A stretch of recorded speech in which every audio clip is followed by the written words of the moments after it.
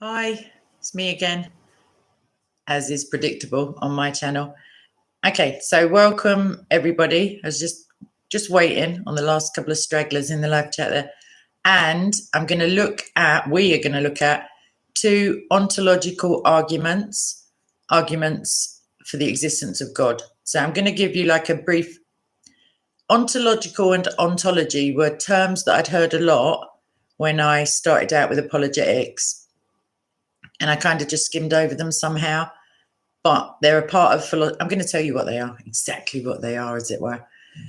So firstly, I'm going to just give you a brief bio of the two people who created the arguments that we're just briefly going to look at. So one of them has, unfortunately, a name that requires pronunciation. I am English, so that's a setback already. Okay, let's just do it. The first person is Curt Friedrich Gödel.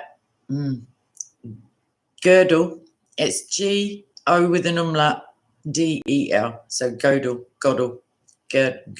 Anywho, he was born, let me just work it out in my brain, 115 years ago this month. And he was an Austrian, German, American. And if that wasn't enough, he was also a logician, a mathematician, and an analytic philosopher. He's considered, along with Aristotle and someone called Frege, to be one of the most significant logicians in history. So that's pretty impressive. And that's actually key to, that's some gravitas for his theory, which has also, incidentally, been mathematically proven. And I'll get onto that kind of at the end. The other guy is the person who came up with the first ontological argument, and that's Saint Anselm of Canterbury. And he was an Italian, but he had the decency to have a name that is pronounceable even. And he was a Benedictine monk, an abbot, a philosopher, and a theologian. So that's those two out of the way. Ontology is the branch of philosophy that studies concepts such as existence, being, becoming, and reality. It includes the questions of how entities are grouped into basic categories and which of these entities exist on the most fundamental level. Ontology is sometimes referred to as the science of being and belongs to the major branch of philosophy known as metaphysics. And, by default, as it were, an ontological argument is a philosophical argument made from an ontological basis that is advanced in support of the existence of God specifically. So I'm quite interested in that kind of stuff. And here we go. I'm going to start with Anselm's because that's the older, and that's the one that hasn't been mathematically proven, as it were. Okay, so the way he puts it, bearing in mind the era that he wrote it in, I formalized it and summarized it basically. So these are the premises. There are 5 premises, 1 conclusion. The idea of philosophy and deductive arguments is that the conclusion is a logical entailment of the premises. Here we go. Premise number one. It is a conceptual truth, i.e.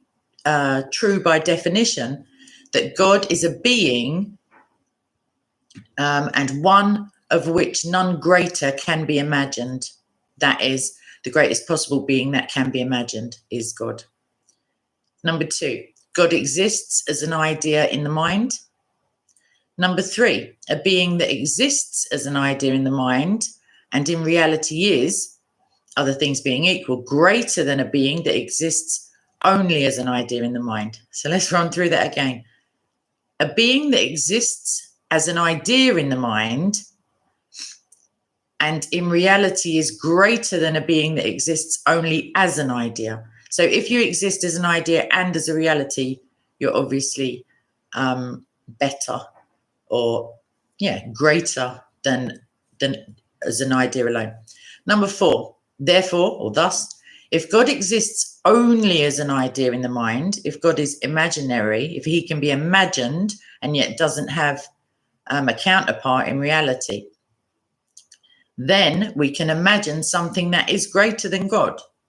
Do you see? So we agree, as it were, in premise one, that nothing can be greater than God. If something greater than God can be imagined, I would say, this is not Anselm, that thing would become God. So if God exists only as an idea, then we can imagine something greater, i.e. a real God. That would be greater than the idea of God. But we cannot imagine something that's greater than God, for it's a contradiction to suppose that we can imagine a being greater than the greatest possible being that can be imagined. Therefore, the conclusion, God exists. Okay, we've got that one out of the way. And my phone just keeps ringing, but I can't answer it, unfortunately. Okay, this is Gödel's. Curt, I'm going to call him Curt. This is Curt's argument. And there are only two premises and one conclusion. Human beings can conceive, they can imagine an axiom through which complete mathematical intelligibility can be completely formalized and proven. So we can imagine an axiom via which complete mathematical intelligibility can be completely formalized and proven, so that all mathematical questions can be correctly answered from within the parameters of the superaxiom. Okay. Number two, if human beings can conceive of such a superaxiom, which computers can now show through the theorem, Gödel's theorem, Curt's theorem, if we can conceive of that, that must be the ground of all mathematical intelligibility. So let me start that again. If human beings can conceive of such a superaxiom, which computers can now show has been proven, it must be the ground of all mathematical intelligibility. It must be the source of mathematical intelligibility, from the most complex to the most simple. Then such mathematical intelligibility must exist so that it can be conceived of by the human intellect. Therefore, if such a superaxiom does exist, it must exist through a mind capable of conceiving it originally. And such a mind would have to be higher than the mathematical superaxiom that we're imagining. And this higher mind is God. So we made it. So those are the two arguments. And this is, let me come back to my other notes. This is a very short piece, actually. I'm just going to read you some snippets of it when I get to the top of the page. That always helps. Okay, so the headline is Computer Scientists Prove God Exists. Two scientists have formalized a theorem regarding the existence of God penned by mathematician Curt Gödel. And it's a real step forward and an example. This sets an example of how computers can make scientific progress much, much simpler. So let me see what else I was looking at before. All right, yeah, it's talking about the guy actually. What's happened?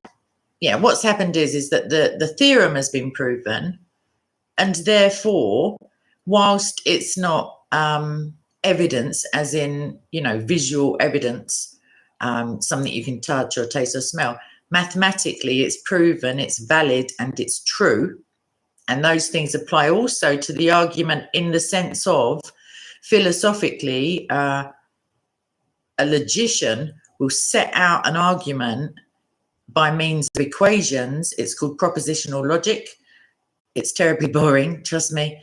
And therefore, these statements can be proven. They are either true or false. There is no middle ground with deductive reasoning. And there you go. So have a look into them. I'm going to put some links in. What I'm going to do is end this stream because I think someone's possibly dying because they've now phoned me possibly 40 times. So I think that's all I had to say on that. you are, let me see what the time is. That's taking me 10 minutes, gosh. Okay. I have one more video in me, as it were, something else that I was looking at. So I'm going to end this stream. Please do keep checking, because you won't get a 30-minute notification, because I'll just post it up in maybe 10, 15 minutes. All right, then. I hope you all had a really nice Easter. I hope you were able to meditate somewhat on the absolutely miraculous feat of gigantic proportions that Christ managed. It's huge. It's humongous. Please, if you didn't get a chance to just ponder it, have a look. Yeah, I'm going to say goodbye and find out where the fire is, as it were. And I really hope there's no fire, because that would be awful. Okay, then. All right. God bless you. I'll see you in 10 to 15 minutes. All right. Bye.